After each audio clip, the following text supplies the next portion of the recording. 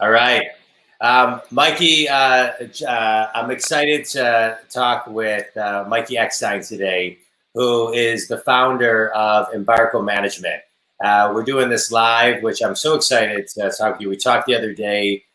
You and Anthony Tomey did some great things with D-Mac and Jimmy John, so it was great having you on the show the other day.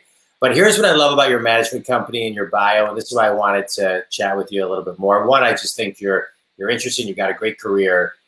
You've been in the music. You've been in the music industry and just this industry since you were 19, so 20 plus years ago. But here's what I love: boldness, and I love in your bio it says, "If Embarco can't do it, then it can't be done." And so I love that, and I think it's so easy to say it can't be done or no. So, Mikey, tell everybody what the origin of that means and a little bit more just about you and what you do. Yeah, I mean, I started out, I grew up in Ann Arbor, and Mikey, I was always little Mikey, kind of stuck with me. And I was I didn't have any brothers and sisters. So, and Ann Arbor's a very diverse town, racially, and I just got along with everybody.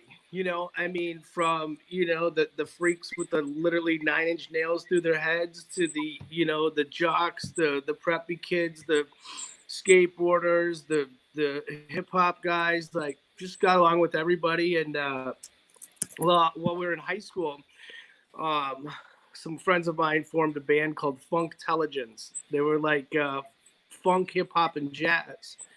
And it was fun during high school. And then when we got out of high school, I was like, wow, you guys are actually really good. And they were like, we were talking about you, like seeing if you could use some of your older connections to book us into some bars. And I'm like, yeah, let me see what I could do, So, I'd call around and be a bugaboo. And they were, finally got like the Blind Pig in Ann Arbor. Like, all right, well, you guys on Monday night, see how it goes. And we sold it out, So we started going really hard. I didn't know what the hell I was doing. I would pick up Metro Times magazines and stuff and look and see who the music editor was or whatever. I'd call and say, hey, can you write about my band? They're really good. And they're like, yeah, send me a press kit. And I'm like, okay, what the hell's a press kit? And I just kind of just like learned through lots of trials and tribulations shortly after working with Funktelligence, I got in with the Detroit scene and started producing shows for a company called Ritual, which ultimately became Live Nation. So I produced shows for Live Nation for several years. And then when I was 21, I started tour managing Eminem's group D12 for their 2 albums. And then I also managed a rapper named Paradigm, who became Kid Rock's DJ. And so, for my early 20s, I was in and out of tour with Kid Rock and Eminem's and producing shows for Live Nation. So it was definitely quite a hands-on experience, roller coaster. Wait, let's talk about that for a minute, because I love. I interviewed earlier today 3 kids. One was 13, 2 were 16. The Bagel Boys. In Birmingham and Bloomfield, they deliver bagels. And so one of the things we were talking about is you can't learn in school what they're learning. They went from 6 to 180 clients, and they're delivering bagels on Sundays. And you can only imagine how much work that is to bag all that.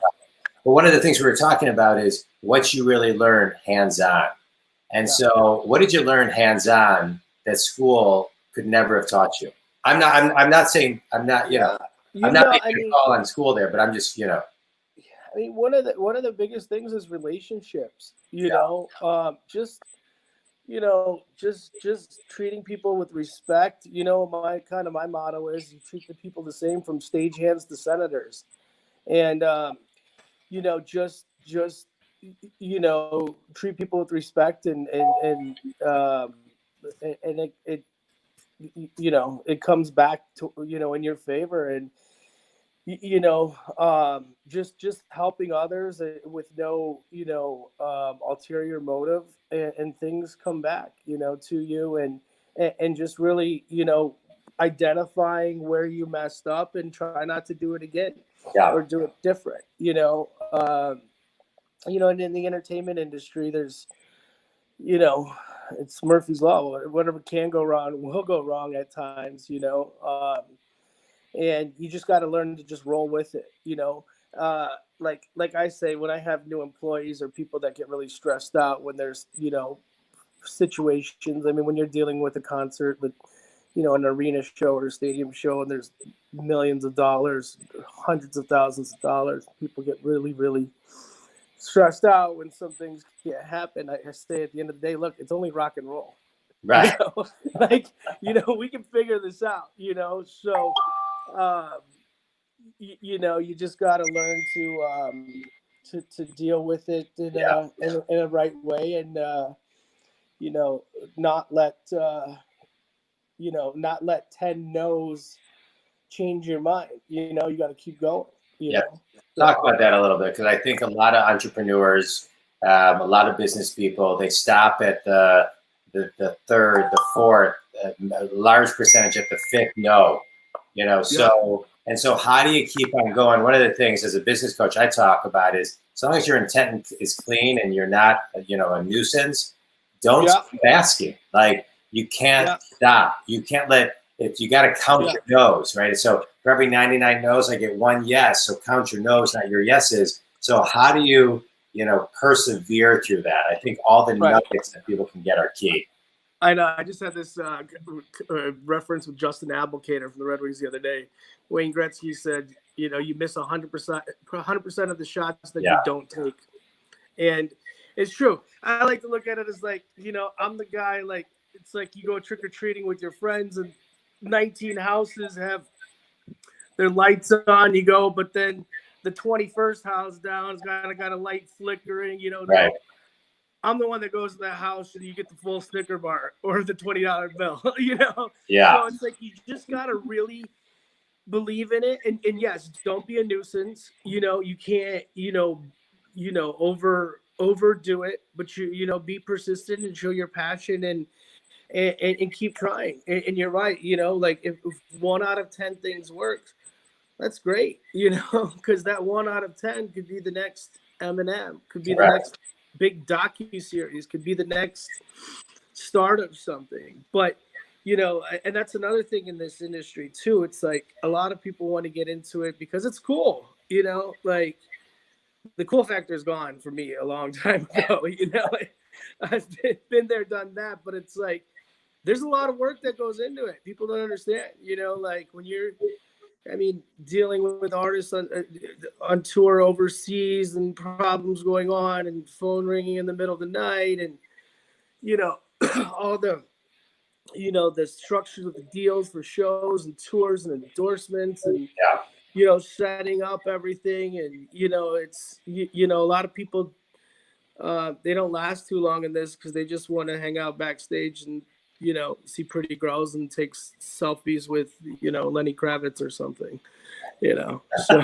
Let me ask you a question, Mikey. Right. So I hear what you're saying, but I want to talk about now that COVID has hit and what the world in your world is looking like, how it's adjusting and adapting. A lot of us have seen a lot of these celebrities be doing things at home, and it seems like venues for the short term. I know a lot of concerts that we were all going to, my family, they've all been postponed. And so what does that look like moving forward? 6 months, 12 months from now, 2 years? Yeah. At the beginning of it, obviously I had a lot of shows and a lot of events that were booked and we had to reschedule. So we've got quite a few things that are rescheduled, and, knock on wood and God willing that those are going to be able to happen. But, a lot of my business, 75, 80% of it was live entertainment or had to do with gatherings. And so it really is kind of a blessing in disguise for me, because now I've been able to work on a lot of stuff that I've always wanted to, but just haven't had the time to. Yeah. And, working on a lot of film projects, working on a lot of doing other stuff like licensing music for artists that I work with to shows, um, and being able to come up and spend the time and the calls and everything for this film stuff, and it all intertwines with what I do with sports players and with artists, and but as far as what it's going to look like in 6 months, I don't know. Yeah. No, but I don't know what it's going to look like in 6 hours. Yeah. Yeah. And in this industry, we were the first ones to go, and we're going to be the last ones to come back as far as like the live entertainment aspect. So, I've just taught myself to not like put all my eggs in one basket, thinking of one scenario or another, and just kind of roll day by day, and Yeah. So you're smart to do it. and see what happens, and continue to work on other stuff, and better myself in the meantime. Yeah. Try not. It's going to be interesting. I was having a conversation with my buddy the other day. There's going to be a lot of people that come out of this like 100 pounds heavier, 100 pounds lighter, Right. all kinds of different stuff. So, it's really given a lot of us the ability to like really find ourselves and get in Right. touch with ourselves a Yeah. bit. And so, hoping to come out on the lighter side of things. Side. On the first couple of weeks of this, I think we were making. I have two kids, 14 and 17. And my wife, the four of us, were making baked goods every night, and I couldn't figure out why I was gaining weight because we were eating. I was eating, I think, 10 cookies and a quarter of a cake every night. You're just raising and eating. So and I had to stop that. But let me ask you a question. You meet so many interesting people. And so you probably, I'm a big believer, we all need, a minimum of 3 mentors in our life. But of all the people that you've been connected with, right, famous or not famous, I'm not asking just for it, but what are some of the key mentor learning wisdom moments you've had with them?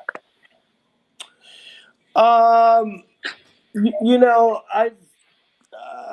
just really kind of, looking up to some of the people that I've been mentored by, and just really being a sponge to watching their, ethics and abilities to be successful, and, adapting some of their antics to better myself and better my business, and it's kind of crazy, like just growing up being a fan of like some of the people that I work with now, which is like it's pretty interesting. Wow. Like Chris Chelios. I mean, he's been playing hockey since I could remember. Right. And being able to work on deals with him and travel with him and stuff was like, that's kind of cool.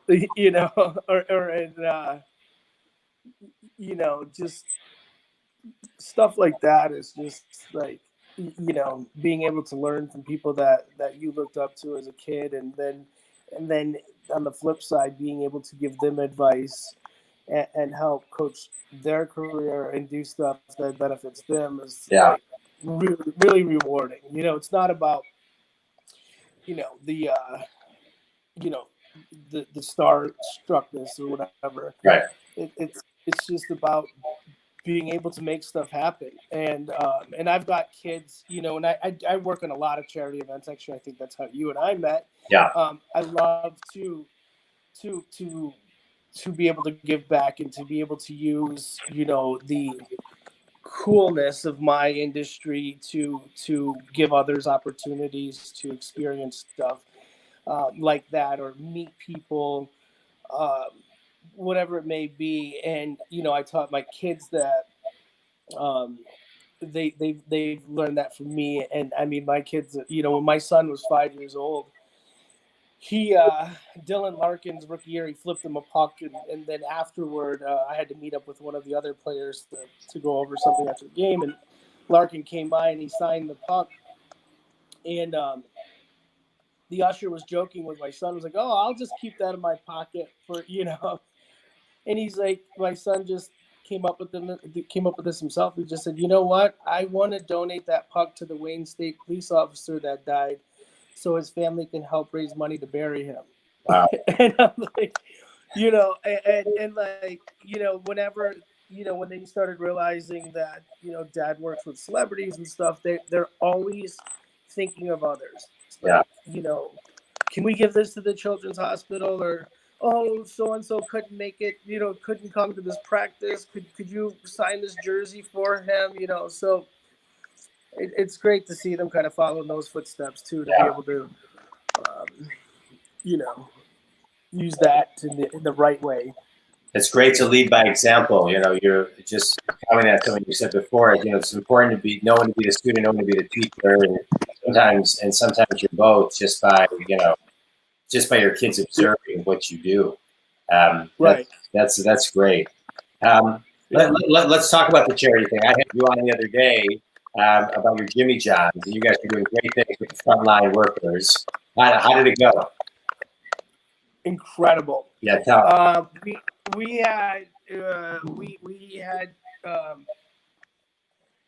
we gave free sandwiches to, frontline employees and first responders, so hospitals, firefighters, police officers. We gave away over 1,200 sandwiches. It was incredible. We did deliveries, pickup. We had I had got, and we put this together in just under a week. And we had Darren McCarty from the Red Wings came out, Luke Glendenning, Danny DeKaiser, Darren Helm. We had rapper Nisha Nashe, who's on Rock Nation. We had a couple movie producers and football players and radio station guys, Josh Landon from Fox 2, Justin Rose from Channel 7. And it was just great, and the funny thing is we sent the Red Wings on a run to the hospital, and they were in the back of the Jimmy John's pickup truck, and they got pulled over by an officer that we had just gave a free sandwich to. Oh, that's hilarious. About 5 minutes ago. So they had to circle back, and one of the guys drove their own cars, and they went, and then on their way back, they actually got pulled over again because the police knew who they were and they wanted to take pictures with them. So it was fun, and we were just happy to help. I mean, these guys are working their butts off, and it's been grueling. It's been boring for them. I mean, I can imagine being a police officer downtown that not much going on, or then there's a lot going on, and just being so extra cautious, and the hospital employees that are just grueling hours, and all the extra precautionary measures that they have to take, and seeing these nurses and doctors with like scabs on their nose from being in masks for so long. You're doing amazing work. Yeah, it really is. So being able to help out and save them a few dollars, and get to meet somebody that they like or look up to, or get something signed. Love it. Yeah. Awesome. Yeah. Mikey, let me ask you a question. Okay. Well done on that. It was great I'm glad it was successful, and it was great talking with you guys before it happened. Yeah. After. Let me ask you this. So you're 41 today. You started your business when you were 19. What advice are you? So a lot of kids are graduating college right now. It's not your typical graduation. They didn't finish school. There's disappointment with that piece, but they're starting out in the real world, and the real world looks a little bit different today. That being said, what advice would you give them as an entrepreneur, as a business person, starting out just graduating college? I would say, I would say align yourself with people with whatever industry you want to get into. Surround yourself with people that are successful, semi-successful, or that have the same passion that you do. Share ideas, develop friendships, and do a lot of research and go after it. Yeah. And the one thing is too is for these young kids, if you don't know, don't act like you know. Yeah. Ask for help. Yeah. Like, you can only do so much and you only know so much. And people try to do everything. And it's like, look at a movie look at the end of a movie. There's thousands of names that helped make that movie, from Well the, said. craft services to the Brad Pitt to the director. And it's the same way with business. Yeah. Ask for help. That I think is when I'm coaching with people or doing talks or trainings, that is one of the number one things I say, right? Ask for help, have radical humility, and ask for help. And and surrender, because without it, you hire can't. help. Ask. Don't. If that's one of the that's one of the hardest things, and that's why things don't come out as great as they can, because people try to do everything themselves, Right? Or you gotta find experts in that, in that department or whatever it may be, and be a sponge and hire help. Ask for help. Don't try to do everything yourself. Yeah. Well said. Well said. Even like when I remember when my ex-wife and we worked together, but she's like, well, why are you paying somebody to go do this? I'm like, look, what we're gonna pay them, and the hours that I can spend on calls and on focusing on this is worth 10 times. Yeah. No. That gave her a whole different perspective. Yeah. No. Absolutely. All right. Last question for you, Mikey. What's the number one thing you've learned about yourself during COVID? Sorry about that. Say that again. What's the number one thing you've learned about yourself during COVID? Oh, I've learned that I love getting up early now. Yeah. I hate sleeping. I don't want everyone to. I don't like. I'm definitely now a morning person. So, I've learned to just make. I've learned to make the best of whatever situation. Cleaning the house, work. Netflix is. I've watched that back and forth already, so on to living again. Yeah. Unless it's research. Right. No, I get it. Well, hey, I can't thank you enough for being on the show. Tell everybody your ideal client and where they can get a hold of you, Mikey. You can follow me on Instagram. I'm at Mikey Eckstein on Instagram. My company is at Embarco 313 on Instagram. And our new website is embarcomgmt.com. All right. Hey, I can't thank you enough. Thank you so much, John. Hey, thank you for everything that you're doing. You're doing fun stuff. Always fun talking with you. Thanks for being on the show and sharing your wisdom. I appreciate it. Thanks, Mikey. Anytime. All right. Have a good one. Thanks. Too.